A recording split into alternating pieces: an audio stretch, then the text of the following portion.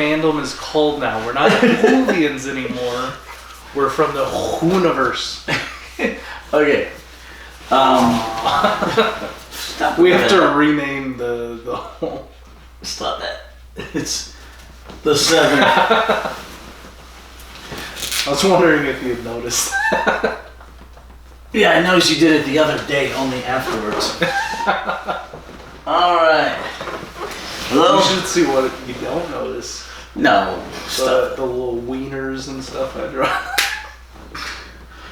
Not really.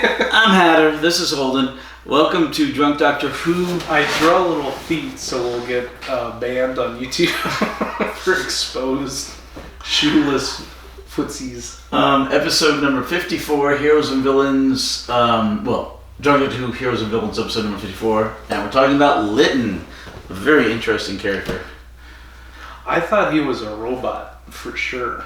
I thought he's just so like cold and monotone. You're like, this is a cyber for sure. Well, he becomes halfway a Cyberman later on. Yeah.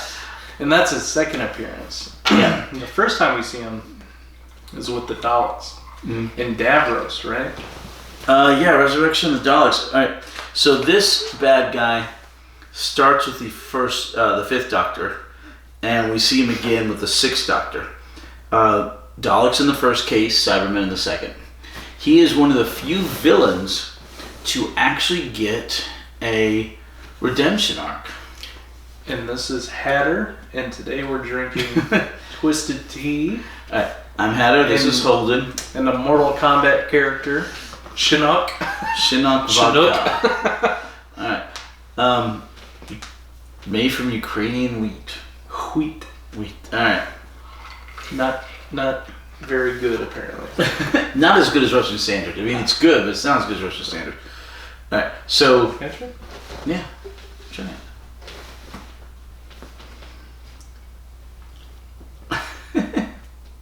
It looks less syrupy. Russian Standard isn't syrupy.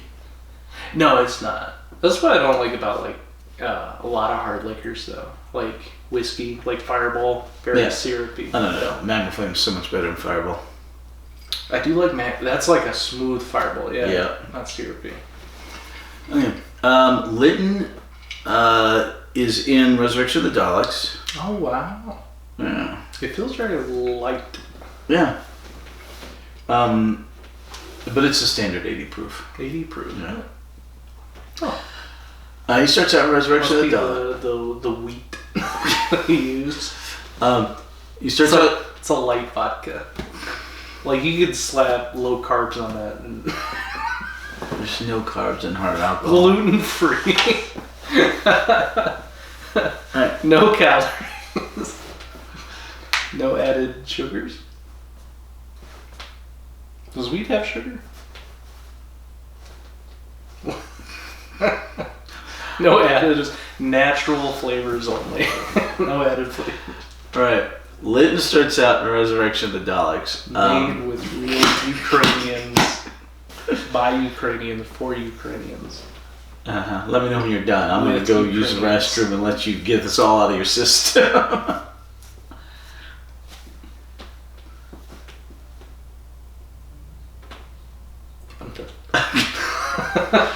Alright.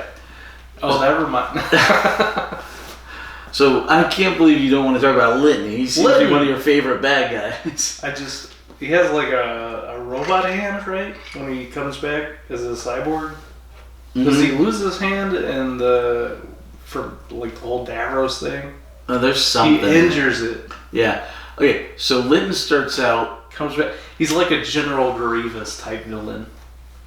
Like that James Bond Nightfire, like the one guy in the helicopter, he just like keeps coming back every other mission. And you're like, this guy won't die. Okay. His face is all like scarred from the explosion when his helicopter blew up. You're like, Lytton's bad. He's half robot. It's like Darth Vader. Alright. Okay, so Lytton shows up with the Daleks in Resurrection of the Daleks, and he has a couple of mechanical bobbies with him. Yeah. And total cyborgs. yeah, and it's interesting because he's cold and calculating. He gets a bunch of people killed, and he specifically kills a lot of people. Yeah.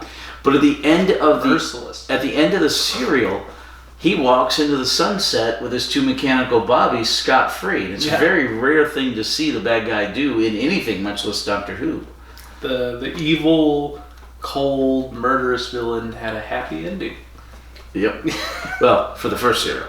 And the second one, yeah. He comes back, and his bobbies are back.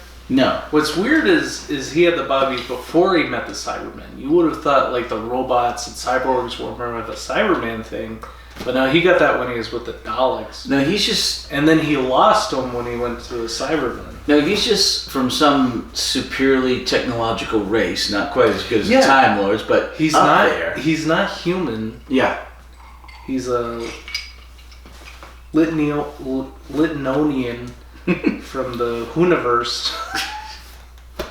Alright. I'll explain something about that in a minute, okay? Well, let's finish that The out. Hooniverse? Yeah, give me a minute. All right. Okay. So... Oh, that's in the news, right? Yeah. Stay tuned. Well, before the news. After... Oh. Alright. So anyway, okay, he shows up in the Cyberman serial with the Sixth Doctor, and he actually has a redemption arc. You think he's going to be a bad guy again, but it turns out in this particular case, he has become a good guy and he's helping people, and he dies helping them. He literally sacrifices his life, basically, to help these people. See, that's what I wasn't expecting. And also, I don't really like that character arc specifically for Lytton. I love the whole, villain redemption arc, makes up for their past mistakes, the feelings of guilt, big sacrifice. That's a cool arc. I don't think it was right for Lytton. Because I always thought of Lytton as like this self-serving, gray, free agent kind of mercenary, right? He only saw it after like self-preservation and aligning himself with the most powerful group at the time. So I thought, the second time we saw him, it's like, oh, he's not really helping people. He's just kind of in this for his own interests. And then he like goes and he sacrifices himself. You're like, right, I didn't see that coming. Yeah, that's the twist. Yeah, I liked it for him. He's not all machine after all. But he's got a heart in there. Well, yeah, like Han Solo. Han Solo's leaving with the money, but he comes back to help fight the Death Star. But he's got much more of a heart for the whole thing than Lytton. Okay, so this is probably our first character that could be both a hero and a villain, Right, he's like that free agent kind of anti-hero. Yeah. But in the first case, you think he's an absolute villain, and he is, and then he gets better. Yeah, that's what you're not expecting. He's such a big, scary villain, does bad things, and then he comes back, you're like, oh no, and then he's like, oh, that's okay, not so bad. It's like in World of Warcraft, they brought Lytton back, he's the big bad guy, he comes back and then he's on your side, and you're like, oh, alright. Okay, so between his two serials, there were only two of them, which one did you prefer? The first one. I think he was cooler when he was absolutely a bad guy. The one with the highest body count we've ever seen in Doctor Who. Yeah, Daleks. I'm sorry, when you put Daleks up against Cybermen are cool. Cybermen don't beat Daleks, though. Oh, God. In the new stuff, there's a scene where the Daleks come up and the Cybermen are there and the Daleks are there. It's like, identify. No, you identify. The Daleks don't take orders from anyone. Oh, you've identified as Daleks. That's like the one random clip I've seen that just like showed up on my YouTube feed. And I thought it was so funny. I think I texted it to you. It's hilarious. I'm like, this is funny. Right. Let's see. So, no, I think I like his redemption arc in the second one. But overall, I think the first story, despite the insane death count, is a stronger story. I feel like for a redemption arc to feel really good, you have to earn it. You know, the character has to really go through it, and you see their guilt and their character change. And Lytton was kind of, it felt. Well, that's like off screen between the two stories. Earn it, yeah. He's just like, it felt like he was really, really bad and evil. And then at the very end, he's like, all right, I'm a good guy now. And then that way I'm okay when I die. Yeah, I'm fine. The thing about Lytton is, I made up for all of it. It's like, everyone else is playing checkers. He's playing 3D chess. Yeah. That guy was so far ahead of the game, every which way possible. Very brilliant, bad/good guy. He's a cool villain, yeah. I think he was better as a villain. Possibly, yeah. You didn't see really a ton of those like big galaxy brain plays when he was on the good guy's side. You see some, yeah. Just some, yeah. Some. All right. Well, I just think the writing was tighter in the one with the Fifth Doctor. Yeah, rather than the Resurrection of the Dogs. The writing was tighter. Okay, so the Hooniverse thing. All right. Doctor Who news. All right. Hooniverse news. No, this is just an explanation for you. The news is coming up. All right. Welcome to Hoonin. Okay. So when Russell T Davies was running the show the last time, when he was the showrunner, he did several spin-offs. Because they're bringing him back, aren't they? He's already back, yeah. Yeah. Okay, so spin-offs. So he did several spin-offs. You had the main show running, and then you had Torchwood, which was a spin-off. That was the animated one? No. Torchwood is live action. Then you had... Scream in the Shop. I get those confused. I don't know why. Okay. Then you had the Sarah Jane Adventures. Yes. Running. And then there were some animated specials in there. Mm-hmm. So you would literally have... and there were 13 episode seasons of nearly everything. Mm-hmm. So for years... Doctor Who was on, if not every month, almost every month of the year, period, in some form or fashion, between Torchwood, and now it feels like it's really sparse. Yeah, you get 7 episodes a year, so what he's doing is he wants to do the multi-show format again. So... I'm not a big fan of that, though. Well, you can watch them separately, but they actually converge in places, which is really nice. Yeah, I just don't like it when it brings in characters from these spin-off shows and then it doesn't explain who they are, and it's like you have to watch this to know who this is. Once we get to not a fan the big convergence, you will like it. It is good. The big convergence? Well, it's basically... Is that like the multiverse? The multi-universe? Kind of. But when we get there, you'll enjoy it. It's the end of Series 4. The Spider-Verse. I've never been a fan of multiverses. I just feel like it takes out all the consequences and unique significance. And it's like, well, this guy died. And it's like, there's practically the same version of him in this universe next door. Yeah, Chibnall gets into that way too much. Yeah, and then it's like... Well, what are the rules of like time travel and multiverse and what affects this and nothing makes sense anymore and death isn't permanent, and I feel like that's where comic books, they start running out of material and they kind of told the story of the one superhero. They're like, well, what now? It's like, well, let's bring back these characters that died, and you can kind of hand off the mantle, but you can only do that so many times, like Batman to Batman Beyond, and then you have Miles Morales, Spider-Man. But eventually they're just like, no more rules. All the characters are back. Multiverse, nothing makes sense. I am sick of multiverses. Everything Everywhere All at Once did it perfectly. We're done. Nobody's going to beat that. Yeah. No more. Okay. But he wants a bunch of spin-off shows running to fill up the rest of the year. Yeah. And that's why he's talking about the Hooniverse. As long as you don't have to watch them. Like, you cannot watch them and be okay with the main... We will watch them. Yes, we will. All right. So, hopefully there will be more Doctor Who content in the future with the more shows. Now, Doctor Who news. First of all, I think we're up to 62 or 63 subscribers. We had a few more subscribers. Welcome. And we had our first Rumble subscribers, like 2 of them. Hey, thank you. Get out. No. In terms This is for us only. No. This is private. Stop watching. No. We get enough viewers they might buy the alcohol. Remember we said that once? We were just hoping to make enough money to buy the alcohol? I'm more introverted now. It's like, don't watch. Get out of here. Okay. Just for me. The new series, Series 14, I'm not going to call it Season 1. We already have a Season 1. Series 14 starts this Saturday. Are you looking forward to Hooniverse Wars Episode 2? Are you excited? I want to see. The new stuff looks bad, but I want to watch it just to give it a fair shake.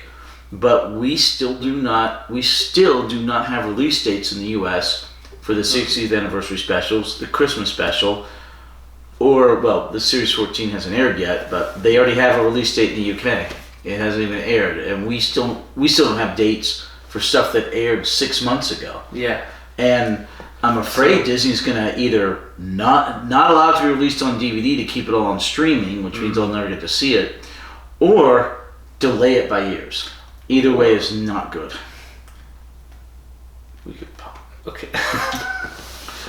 So, they're getting ready to. The new stuff is Shutagawa because they already came out with the.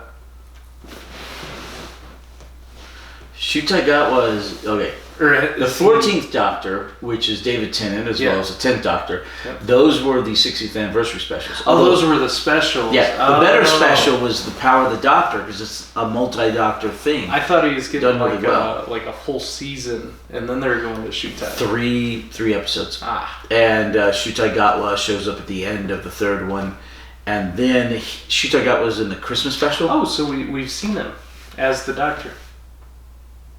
You and I haven't seen him as a Doctor. I mean, like in the show. Yeah, he's got a full episode, which was the Christmas special. Ah, neat. And now he's starting Series 14, which starts Saturday, but they've already filmed the Series 15. And you haven't seen any of these yet.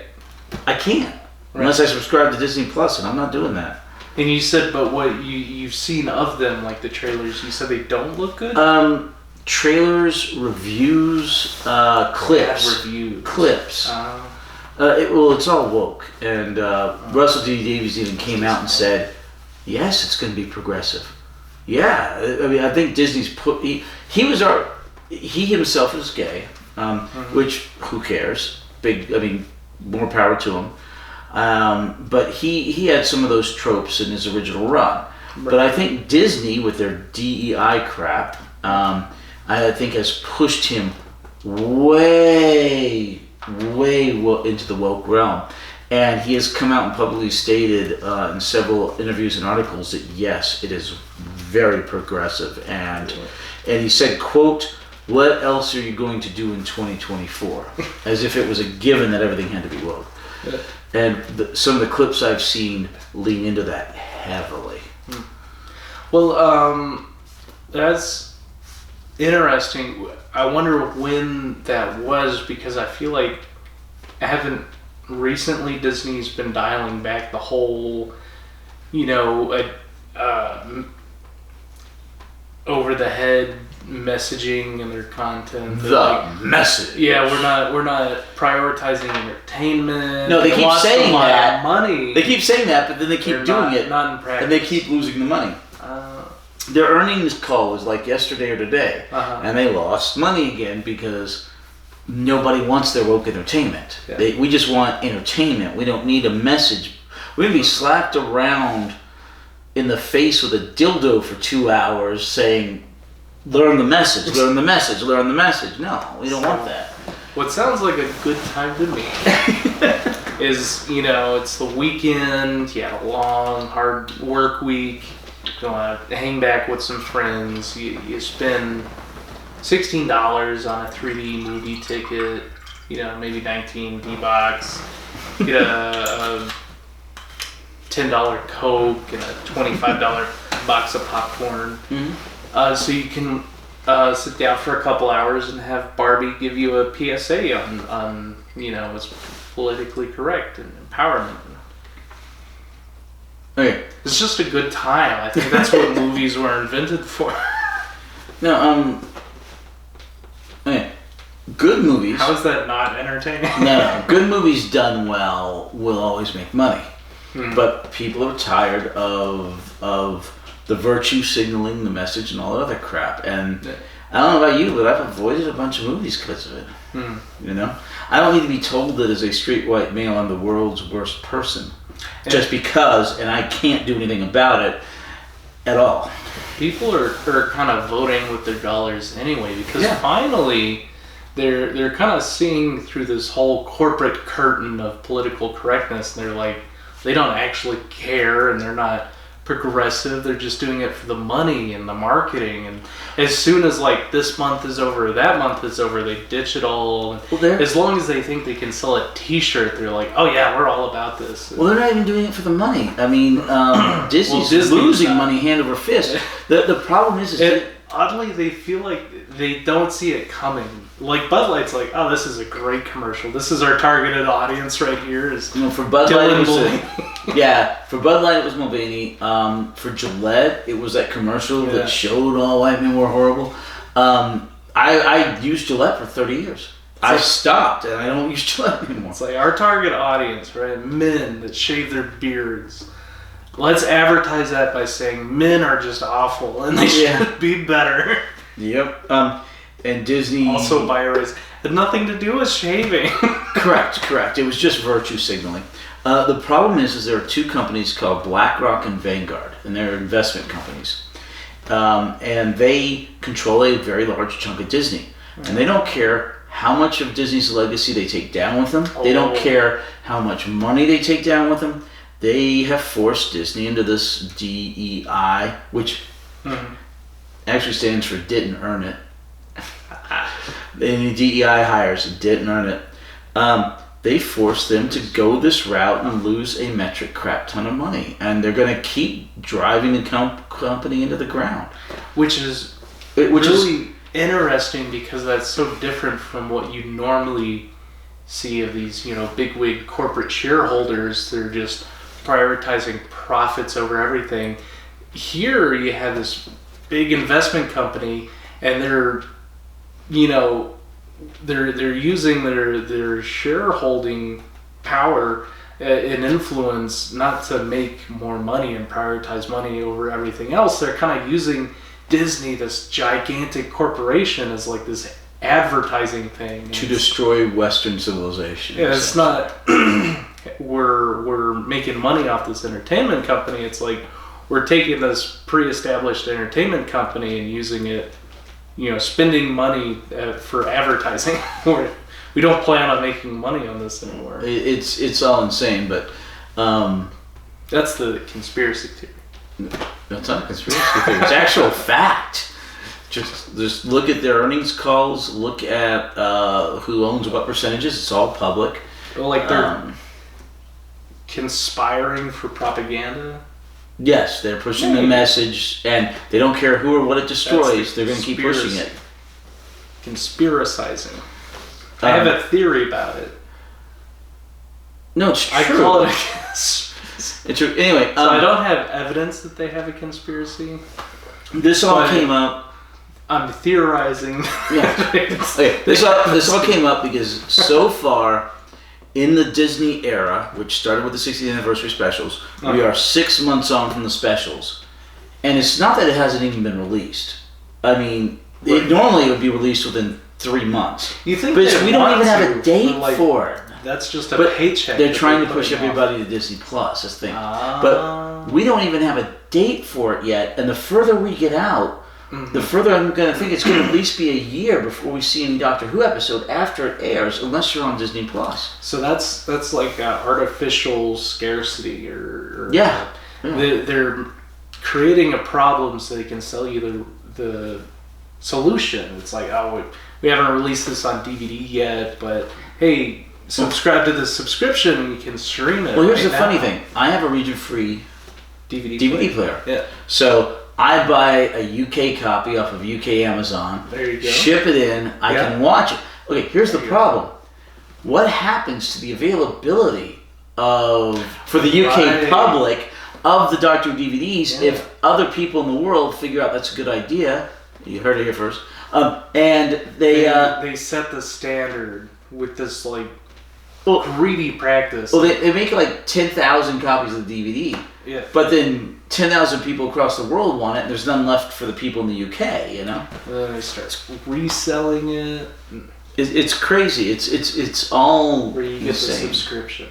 No. Or never. You put on this cool little black hat that's kind of shaped. I would rather... This crossbones. I give Disney Plus $35, or I give Disney $35 a year for my Simpsons seasons. That's only because I was watching The Simpsons and collecting The Simpsons long before Disney owned them. And it pains me to do that. I am not going to subscribe to Disney Plus and give them one more nickel than I have to. I will buy the DVDs and or Blu-rays, and Disney somehow gets money from that, fine. Yeah. But I'm not going to... I want to be able to pull it off the shelf and watch it when I want to. I don't have to subscribe to Disney forever to see those new episodes. And for what I've seen of the episodes, it's not worth it. Everything feels very anti-consumer.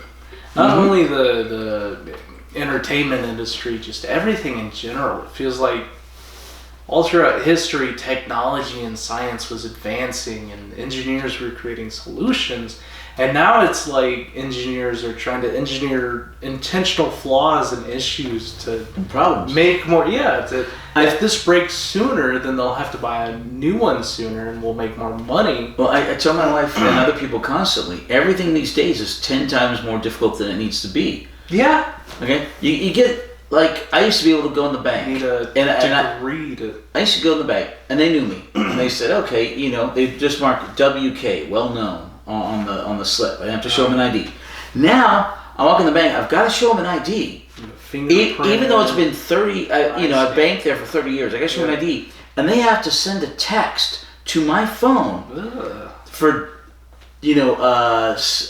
double authentication. Yeah. They send text to my phone that says never share this with anybody, but then I have to share the code with the teller. It's like did you get the confirmation text? Yes. It says not to share your number. I can't tell you. It right. tells me not to. Right, but they put that in there for legal purposes. But it's like I can't tell you this, but I have to tell you this.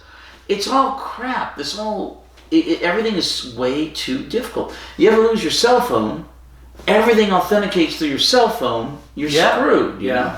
I dealt with that all the time. I worked IT for old people's phones, consumer cellular, and their targeted demographic is just the elderly. And all the time they're just struggling to get into Facebook and this and that because their old phone had been through the washing machine and they couldn't recover their passwords. It's just and they're so bad at trying to do the CAPTCHAs and stuff. They've locked themselves out of everything. So right at this moment we have 3 things coming out. We have the animation for the Celestial Twinmaker. We have season 15. And, I forgot what the other one was. What's the third thing? Okay, Celestial Twinmaker is June 11th. Oh, man. Can't remember what the other one was. Season 15. Oh, and then I think we have a season 22 or something like that. So we have a couple Blu-ray seasons, and then we have the Celestial Twinmaker animation. That'd be cool. Yeah, 15 is July 9th, and Twinmaker animation. July 9th. Okay. Right after Independence Day. Season 20 is June 4th. So June 4th, then 19th, and then July 9th. So, but that's it. That's coming up. And then we're done for the year? Well, or what they've announced so far? Well, yeah, because what they've announced so far, we should get some more announcements by then, but the stuff from last year and this year that they made for Doctor Who, we just don't have any dates. Because I don't know how long it's going to take for those to ever be released in the States, which is sad. Or anywhere else in the world besides the UK and Ireland. In terms of the show, we have a little bit of news. Next week we're probably going to watch another movie. You need to double cross-reference the movie list. 2.0. He found one he had written, but we've scratched off and watched some, so we had to Tropic Thunder. recompile it. Let's scratch that off. Yeah. And we're going to do 2 last heroes and villains, which will be Sabalon Glitz and the Valiard. At least we're finally getting into 6th Doctor villains, because we today are both 5th Doctor and a little bit 6th Doctor villains. And then we miss a week. And then we will watch the Wartime Chronicles for Apocrypha. And Apocrypha. And then we will finally get into the 7th Doctor. 7th Doctor. Mr. Frog. Looking man. Mr. Toad. Mr. Toad. McGann. No, McGann. Yeah? That's right. This McCoy. was McGann. That's McGann. McCoy. Sylvester McCoy. Sylvester Stallone. No. Adrian. And once again, no intros or outros till I get a new video graphics card on my computer. So instead we'll... Da-da-da-da-da-da. There you go. So, looking forward to Sabalon Glitz. Do you have let's do a teaser. Do you have a favorite quote from Sabalon? I will have to think about that one. Bye-bye.